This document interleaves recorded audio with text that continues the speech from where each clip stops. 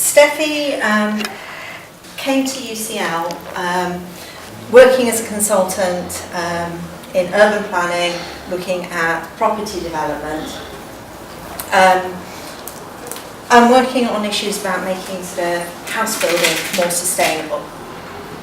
And she wanted to know how to do that better and to develop a tool to help house builders do that better.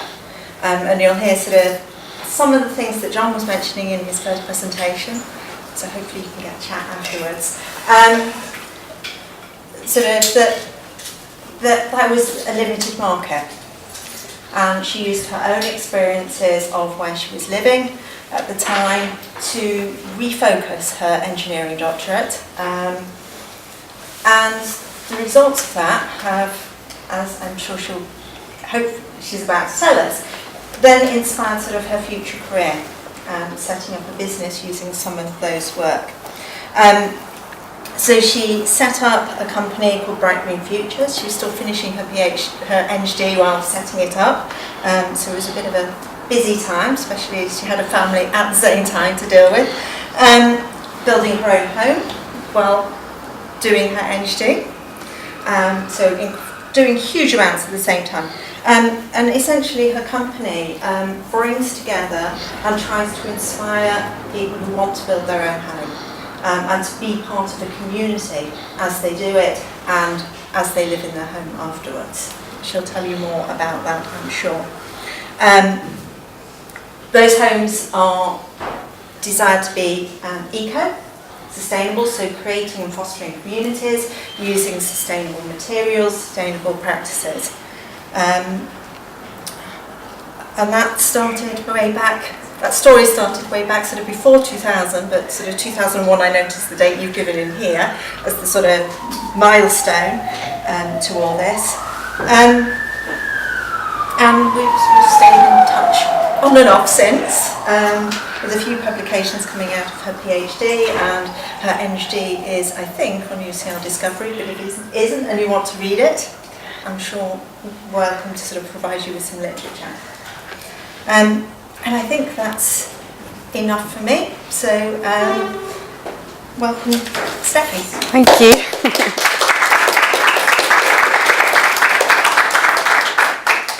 Yeah, great. Half my talk is done now. I asked my colleagues what I should talk about, and they said, "Oh, you should talk about your life story, not about so much about your research, or to combine it because it's much more interesting." But I don't know. You can tell me later. But yeah, it's been a really interesting journey, and I was trying to think back because actually in the audience there's quite a lot of PhD students here. Is that all right? Do you want to put your hands so I've got an idea? And academics? Just masters. Oh, masters as master students? Great. Yeah, brilliant. So I was trying to think, I thought, I was expecting students, I thought, what would be most valuable to share? And I was trying to think back what I would have wanted to hear when I was a student. And also what I expected from my life and what actually happened. So for me, I think what was really interesting. So what I set out when I was in my 20s, I thought, okay, I'm going to get a good degree, something that's important to me and important for the world. Then I get a nice job, then I get married, then I get a house and I have babies and a great career. Has anybody got the same idea what they want from life? Put up your hand if that's what you want. Put up your hand if that's what you not want. Okay, half and half. Most abstain. And actually, for anyone who's a bit older who might have wanted that, did it actually turn out for anyone like that? No. And did it really? Do you think it's going to turn out like that? I mean, I was certain, that's what my life was going to be. So that was quite interesting. And also I really, I think I heard lots of voices of, it's going to be difficult to have children and have a career. And I was determined I was going to make that work. And yeah, but actually what I want to come back to, and also actually, I sort of also thought, okay, I just have to, work hard, and then, I'm going to make that work. But actually, do you think it's like talents and IQ that's going to lead to success, or it's a qualification you get, to get a good qualification, or it's something else?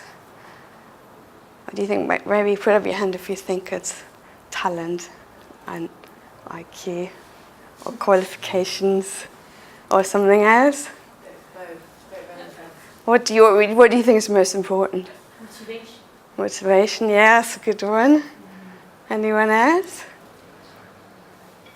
So I think I did the presentation to my colleagues this morning, and they said, "Oh, you can't just claim that. You haven't got any evidence." I remembered you. I thought, yeah, she's going to be worried that I hadn't listened to her. But I think what's most, I think all of those things are important, but what I see, people are successful, and by successful I mean achieving what you want to achieve, not any sort of your own success, not any conventional rules, but it's the successful people do what the not so successful people avoid, because it's, it hurts, so it's difficult. So I put that up on the slide. And I think that's sort of, I was thinking, that's every time I did something I really didn't want to do, it kind of led to a breakthrough for me, most of the time anyway. And yeah, so I basically sort of started off with this idea of what I told you I wanted. And it initially worked out quite well. So I sort of I wasn't never like that good at everything, but everything was good enough. So I'd get what I want, got a good degree, worked in an amazing company, sustainable energy consultancy. We were doing really great stuff. And then actually bought a plot to build an eco-house in a community, really exciting. Got pregnant with my kind of lifetime partner and soulmate, and it just seemed perfect. And then it crashed because my relationship crashed, and my partner basically left, and I was, 100% single parent basically, and trying to build a career as well, and it was really difficult. And I also had this story going on that I really wanted my son to have his dad in his life, and I thought it'd be a problem for him. So that story was just going around my head all the time, like really sucking my energy, and I didn't see at the time that the problem was the story, rather than, there wasn't really a problem.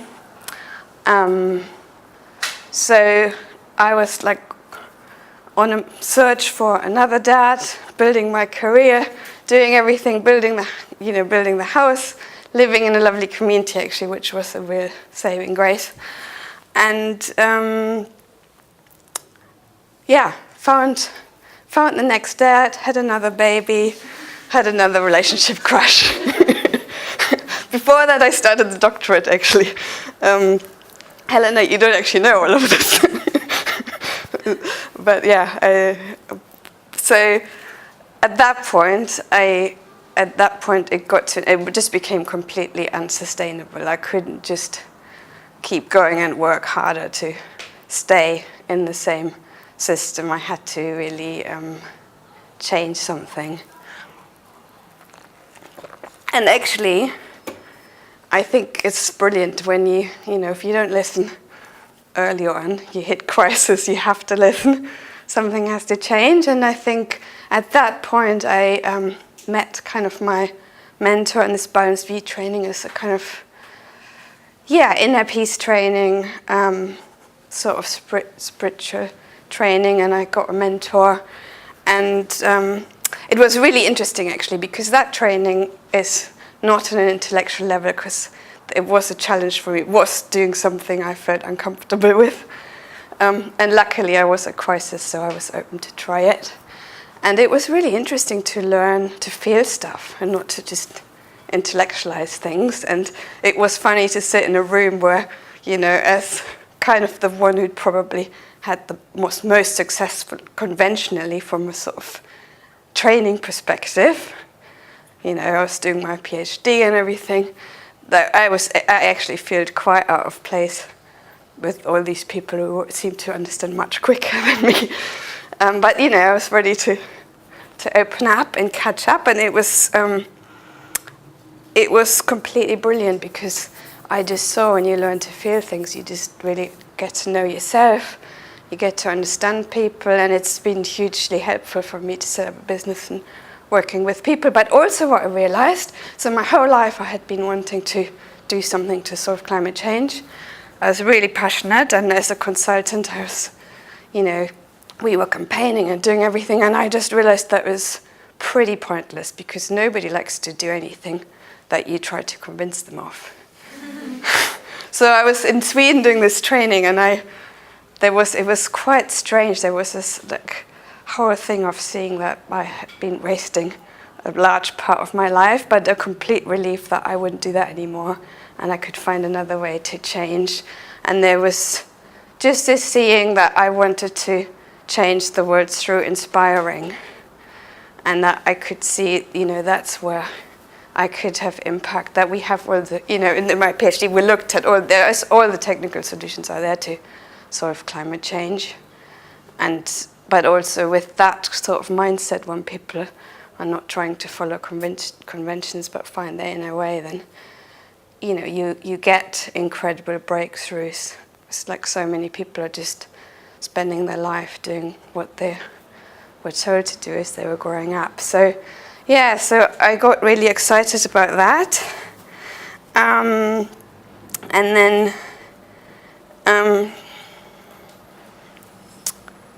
then what was great, so I obviously had all these problems at home of trying to parent on my own and work and do my PhD, that just step by step I looked at everything with my mentor, and I saw that, like with the parenting, I just looked at all the opportunities of how could I bring up these great kids. And, you know, so we did it in community. I got incredible childminders, and it was funny because, you know, I had this idea of my kids had a problem, but people were coming like on me like, wow, these kids, they've got a magic spark in their eyes. And, you know, just to see like how you can do things differently. I mean, I think that just applies to life, whatever you do. That just happened to be my challenge, but to see where can those solutions come from, and maybe it's not through the conventional ways, and maybe it is. So, you know, it was fantastic to live, and maybe I'll show you, because this sort of feeds in what inspired the business, because this is the house I'd built, and actually this is when we were building and we were living in caravans. So I was in the caravan with my first child. He was a baby, and yeah, then we were living here. So from the age of 3, he would go out the back and find his friends, and he was very independent. And yeah, it was just fantastic to live in a community, because we were just looking out for each other, and you know, when you live like that, because it's safe, it's car-free, then the parenting is quite simple, because I would get quite a lot of privacy, because, you know, the kids are out, or, you know, or you can always socialize. You don't have to drive somewhere, you don't have to drive to playground, it's all there. And so that was really great. And that really, this was all before Brightening Futures. This was just joining a community and building it. But then doing the PhD and seeing how do we build super low carbon communities, I'd look out the window and be like, oh, we've done it. So I actually changed the direction of the PhD, and to look at, is there a business model to replicate what we'd done as a community, because it was the only place and nobody managed to do it again. So, you know, I just thought it's such a great solution, and it's so good because it improves lifestyles of people, and it also massively reduces the carbon footprint. So it really fed into the idea of inspiring people and giving a solution that makes it interesting, that makes me want to be green, that makes it cool, and rather than an obligation. Yeah, so a drink.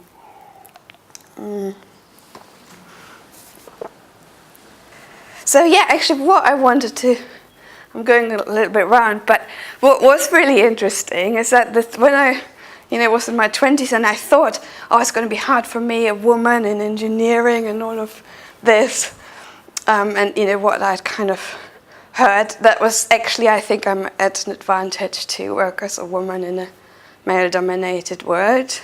But what was really tricky was like the home stuff. Like as soon as I had a baby, everyone just wanted to talk to me about babies and give me loads of tips, and nobody wanted to talk to me about engineering anymore. And I was like, I didn't really know how to handle this. And I also got so much slack. I didn't want to go to coffee drinking sessions with other mummies. I was out sort of building the house. And I never, as a woman in engineering, I got so much encouragement from men and women around me. I just, it was lovely. And all of a sudden, your mum and other mums, there's like stay-at-home mums and working mums, and there's this huge competition going on. And, it was like, oh yeah, how can you work so much? Your kids need you. Or, if they have a tantrum, why are you feeding it? Or if you don't feed it, somebody's always there. It seems to be quite difficult, for me at least. Like it seemed like hard to sort of get it right and find my feet there. And then, that was also brilliant, because now I just stand up. I just love saying this is what I do and this is why I do it. And I think, and also in the home environment, I never thought the intimate relationships would be a problem, but, to cope with someone, like my vision and my purpose is more important to me than my relationship. So, and I want a partner where I feed that in them and they feed that in me. So those kind of things I just really hadn't expected that they would become a challenge. So that was just really brilliant to say, okay, this is my purpose, and that's where I want to go, and it doesn't matter what obstacles are there. I don't have to stick to a fixed framework and break my purpose for that. But it took a while. For a long time I was trying to hold on. So this is then so I was coming to the end of my PhD, and at that point I tried to keep all my options open. So I was in a brilliant position, could have a career in consultancy, in academia, campaigning I was really passionate about, and I thought to do a PhD is brilliant because you can steer it where you want to steer it as long as you sponsor and you can agree that with also your supervisor. It's great to explore all these ideas, or I could become an entrepreneur and set up a business. So that was a big question for me, and for a long time I tried to keep all my options open, and it was brilliant to make the decision to say I'm going to choose now, because then my impact just increased because I really took responsibility. And question for you, for all the sort of students here. Is anyone thinking about becoming an entrepreneur? 1, 2. And academia? And getting a job? Okay, got it. Yeah. So, yeah. I mean, do you know what? On my NHD, we had this option to do some of the modules at London Business School. And I had this love-hate relationship with that because I didn't like the business world. I didn't like people making decisions purely based on money. But I sort of was intrigued as well, and I sort of felt maybe there's a possibility to learn something important. So that was another, I did something I felt uncomfortable with, as public speaking.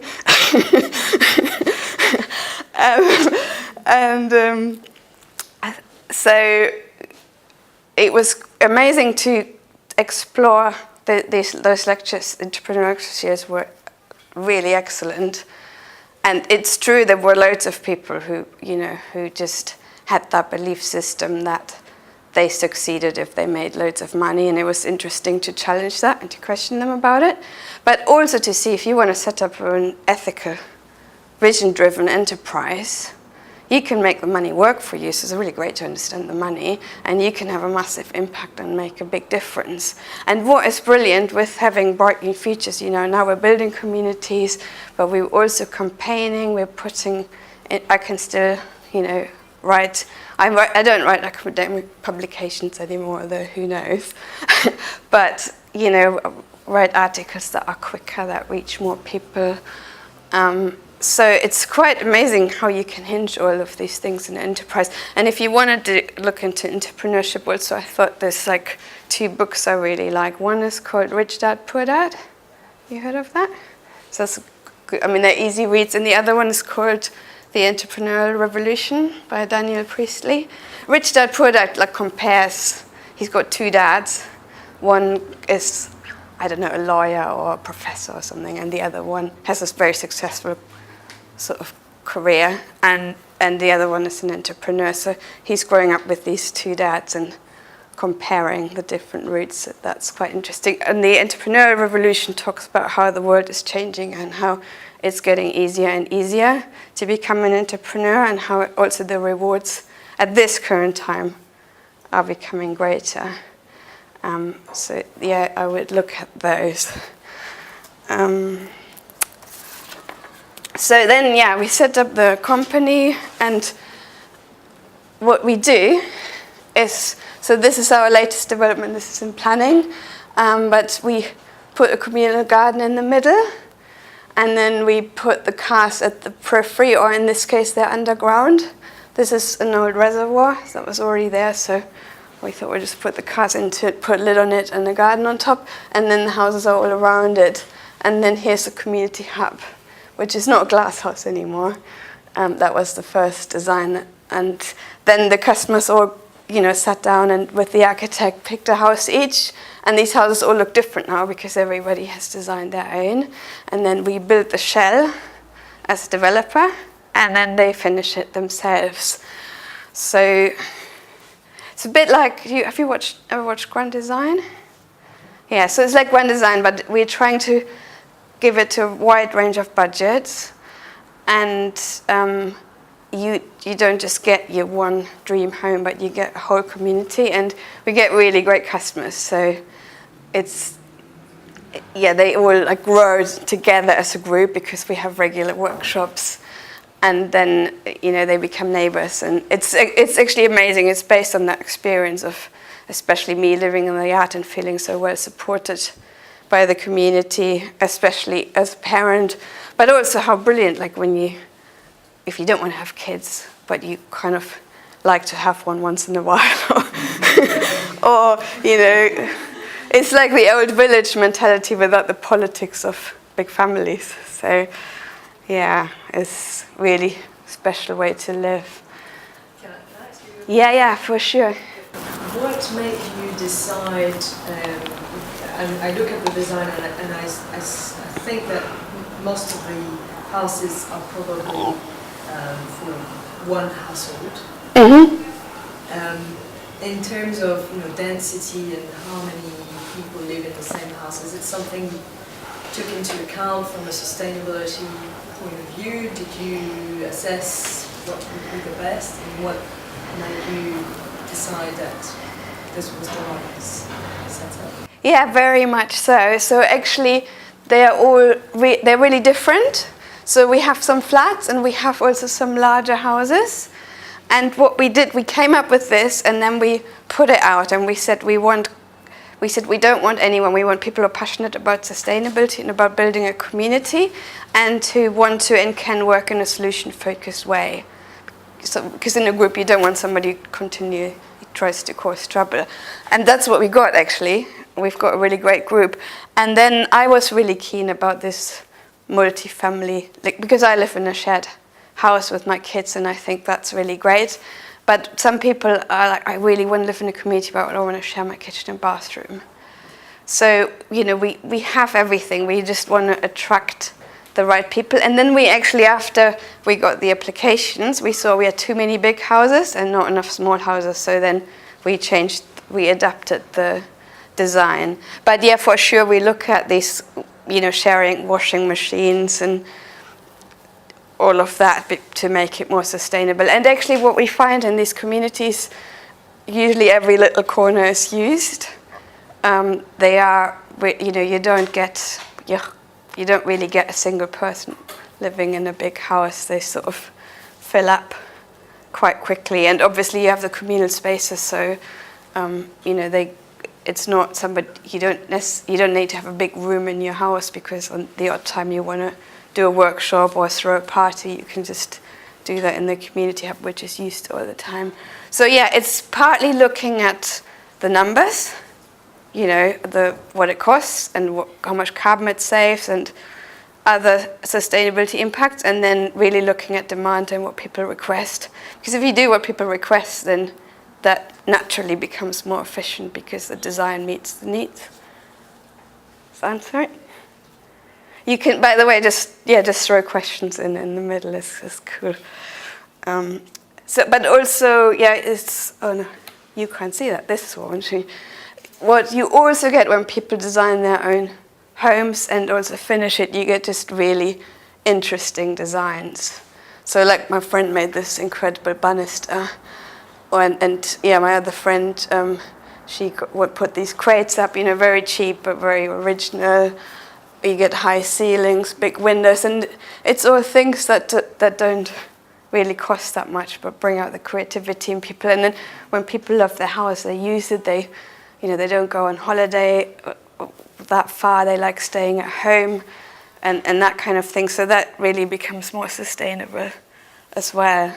And they actually, I mean, what is really true, what actually still surprises me, that it changes people's attitude. So they learn to project manage as they do their build, and they are in a community and they become entrepreneurial. And so far in every single house that I've been part of, every community, there's at least one person who afterwards sets up their own thing, or some of them have done it before. But there's a huge amount of empowerment. And it's really brilliant. Like, we live in this community with 20 people, and we all sort of work with each other, for each other, or we can just have a meeting at 9 o'clock in the evening because we're all around, or we throw each other the baby monitor. And yeah, it's very fluid. Like, our office is basically on our kitchen table. So it's great how that works, actually. Yeah. Yeah, and then, so in terms of, these are some of the numbers from my PhD, like the carbon savings. So it was this lifestyle approach where you say, what happens when we don't just look at how much carbon can be saved in the building itself, which is what I was asked to do as a consultant, but if we look at the whole lifestyle of the people, and so you can kind of see that you increase it like maybe fivefold and much cheaper, and with additional benefits. So, you know, a lot of, like, transport is a really good one. Like, if you don't need to sit in commuting traffic because you've incorporated your workspace into the design of your home, obviously, you know, that saves a lot of stress and time in your day. And it's also massively reduces the carbon footprint. So that was quite interesting. But yeah, we have lots of solar electricity. This is kind of where I live now. On the roof, we have heat recovery.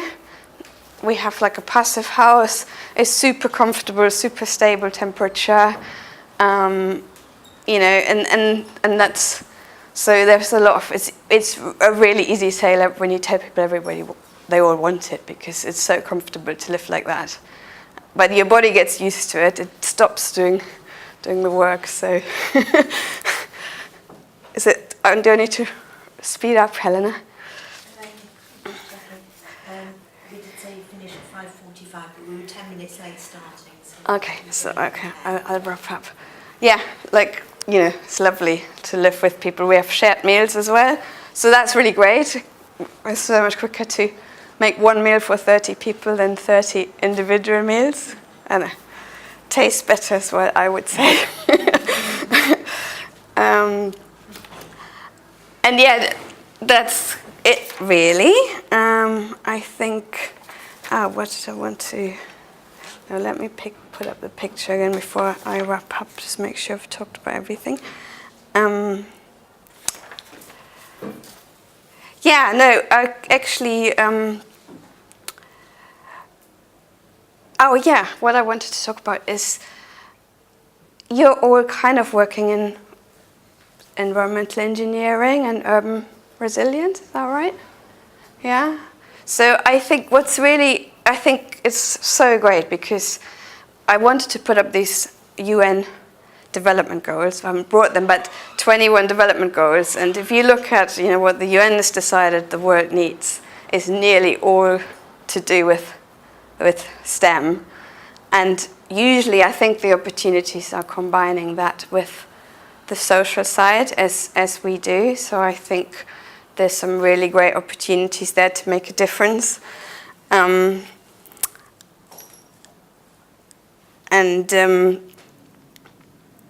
Yeah, so I think for me it's brilliant now, like setting up the business. It's so great. I love just, I get up and I can do what I want. I can do so many different things I'm interested in, and I just feel completely lucky that I'm in this position and I've got these 3 beautiful, amazing children.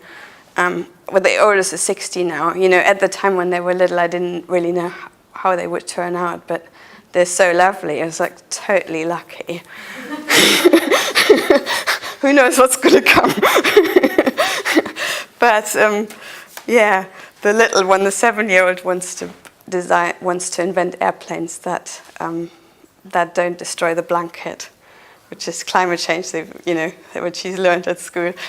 But yeah, I set up the business, and I was running into stress again, and then I realized I was basically what I did. I tried to do it all on my own.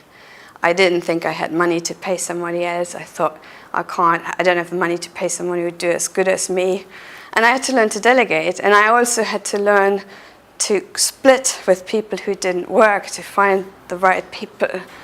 So somebody at some point said to me, you need to work in a team, you need at least 3 people. And luckily, there were 2 friends who really wanted to work with me on Bright New Futures, and they immediately joined in. And now we have 6 people in the team, and it makes all the difference. And it's so brilliant because, everyone is good at something. And what I realized is they're all better at me at what they're doing.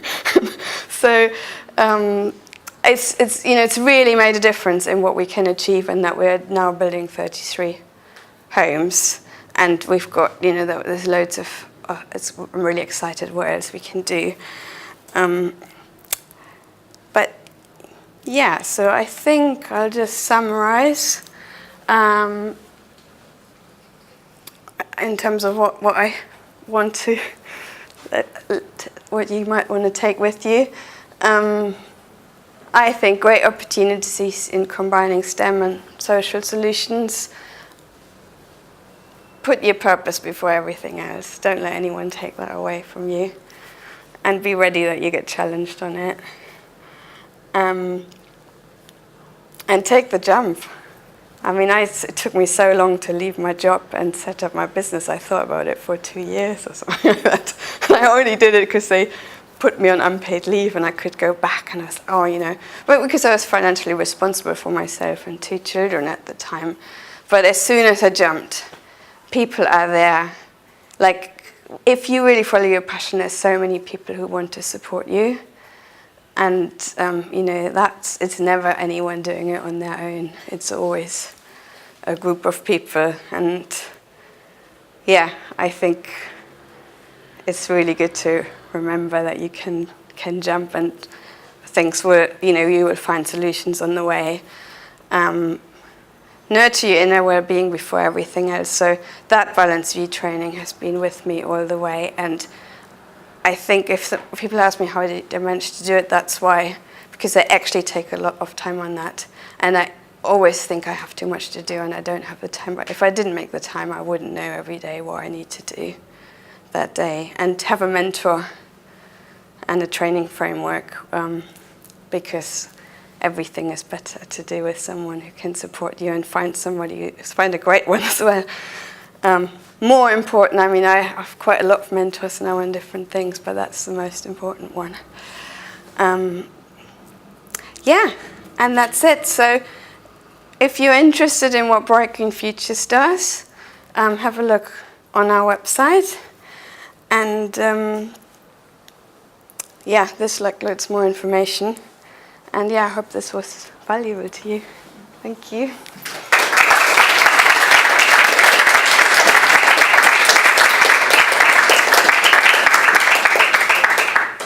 We've probably got time for a few quick questions. Luan? I have two, if that's okay. The first one is a bit personal, so you may want to disregard it, but thank you, first of all, for sharing all of that. I was wondering, when you reflect back on all this experience and the challenges you went through, do you wish, like, you had listened to these people who warned you about the difficulties and wish About what? We'll warn me about. Do you wish you had listened to the warnings and went more smoothly into each step? Or do you actually think that helped you build who you are now and you're actually happy that you went through this because you are even more resilient than if you had not followed these warnings? And the second question is... Can I answer that one first? Yeah. And then go to the next one? So I remember, because there's already 2 questions in that. No, it's a brilliant question. So it's both. I'm really grateful for the crises because they really built me and they really helped me. To some extent, there were things I was close, that, you know, maybe I didn't really listen to people. But also there's the other side of not listening to people because I was just determined I was going to make it in my career. I knew I wanted to have children and I knew I wanted to make a difference in my career. And I was quite stubborn about that. And so I'm glad there were loads of voices that would put me off. You know, people said, oh, you can't do it. So I'm also glad that there were voices I didn't listen to. But I think what I do, what's really helpful, I ask a lot of people, and then I make up my own mind. And some people get offended because obviously you're not going to listen to all of them because people say different things. So after a while, I ask people who actually respect that I'm going to go my own way, and I get a sense. I think also with the Balanced View training, it's really helped me to see who's coming from, you know, from a real kind of inner peace respect position, and who's coming from just, these are the conventions, so that's what we should do. So the sort of being as opposed to the shoulds. And so to listen, primarily to listen to myself first, and then to find people who bring that out in me and who, you know, also to hear their experience. Yeah. Does that answer it? You know, when you asked, what do you think is the key ingredient for success? The first thing I thought was people who support you, a family and friends, and actually then I was like, no, that's motivation for people, it's important. But when we hear you, we can feel having this community was actually definitely one of the biggest factors. But how did you actually got to meet them? Were they your friends or were they already united together before? How did you create this momentum to build this whole thing together? Oh yeah, it's kind of random. It's almost like you go through life and the train comes past and you got to just be ready to jump it. So it's just watching out for those opportunities. So with that first community, so I was in my 20s, I just got my first job. And I'd done my student placement in this community in Spain. And I got a phone call from my friend Anna, who I'd lost touch with, but she found me on the company website, actually. So she phoned me at work and said, oh, Steffi. And we were living in this community in Spain together. She said, oh, Steffi, you're living in Bath, and I'm living in Bristol. I just saw you, should we meet up? So, met up, and they're like, oh, yeah, we're part of this community, we're going to build a house. And I was like, oh, that's interesting, because I was just writing reports about it, and I, felt like I wasn't actually doing anything. And so it just kept on my mind, and then I just thought I have to just put my name on this waiting list for this community. But I didn't really want to do it because I was 25 or something, didn't have the money. But I thought I've got nothing to lose. And then a few months later, I got I get a phone call. It's Janet, we've got a plot available. I've got 5 people on the waiting list. I want to sell it to you. If you want it, you got to give me £500 in the next hour, Sunday morning. So I was like, oh, wow. And I didn't want to miss out on the opportunity. So I just drove over, gave her £500, so I could think about it after. All I can lose is £500. So it was a totally naive, snap decision. But then, met up my friend Anna, looked at the area, and yeah, some of those decisions, later became problems, but most of them, when I decided like that, actually were, like that one, just really key to success. So I think it's good to give some value to like the first initial feeling you've got about something. Any questions? Just to feed off that last question a little bit, I'm wondering how your experience of forming a community for the Self-Build project compares with some of your current projects with Bright Green Futures. Mm-hmm. Are people coming to you as communities, or are you forming them around your developments? Oh yeah, it's always been a bit different. So the first 2 projects got hijacked by friends. So this one, Water Lily, so the 33 homes, is the first one where we actually went public, and there are actually quite a few of my friends who did apply. So that we are now doing a lot of, I'm putting stuff out on social media because I think people want to buy more from people. They want to trust you. So, we're making this video so people can actually get to know us and buy from somebody who's sort of become a friend. But yeah, I think actually it's much better if you don't have a pre-formed community. Because what happens, there's 95% of community, there's loads of people who want to do this kind of thing. And they form as a group and 95% fail and nothing ever happens because they all have their different ideas, and then they try to make a project work and then everybody feels like their ideas are compromised. So we do different. We asked lots of people what they want, and there's a form on the website when they're registered that asks for their preferences. Then we look for land and we design the scheme around what most people want. Then we email everyone, we advertise it out and say this is what we're doing. And the ones whose expectations it meets join in, and the other ones don't. So, but maybe in the future we do a project that's slightly different, that meets that. So that's why it's I think it's better if people don't know. But some people come as friends, like we have a son and a mother who are building 2 houses, like a semis next to each other. But they will become friends in the process, yeah. If I can ask a follow-up on that, just from a financial perspective, how accessible is that model to people? Well, so 2 sides we have to balance. We want it to be highly sustainable. So, of course, as I said, we look at solutions that are cheap as well, because we want it to be affordable as well. But we also don't want to build cheap houses that are not sustainable. And we want to put in a community hub and all of those things. And it obviously takes a lot of management. So there are some extra costs. But at the same time, because they finished their house themselves, also they can do it a lot cheaper because the middleman gets cut out, and we have a lot of volunteers who work for us. So actually, it's a lot cheaper than if you were going to buy that same house later down the line. Yeah. Anyone else? And compared to your average house, is it more expensive, or much more expensive, or how much more cheaper? Or how? Depends on the person. So you can build the same, one person can build the same house for a third of the price of another person. But, compare, it's really quite hard to compare to your average. Actually, this first community was very cheap. So, yeah, like this was, so this is in my first house. And this is a 5-bedroom house, and we built it with the land and the house for 135,000.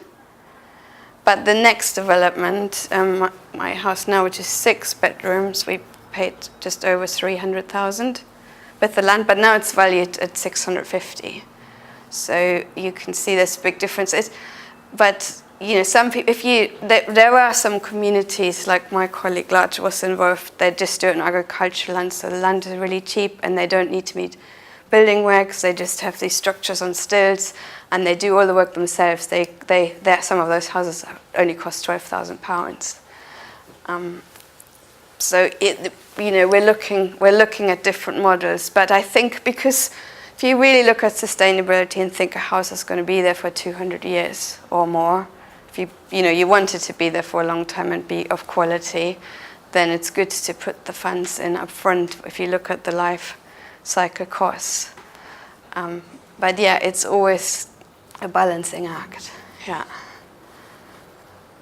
But yeah, if you've got any, come and talk to me after if you've got any ideas. We're always trying to be creative about it and find new ways. Okay, I think that's probably a good time to stop. I'm getting thirsty. If you want to. So can you join me in thanking Steffi once again?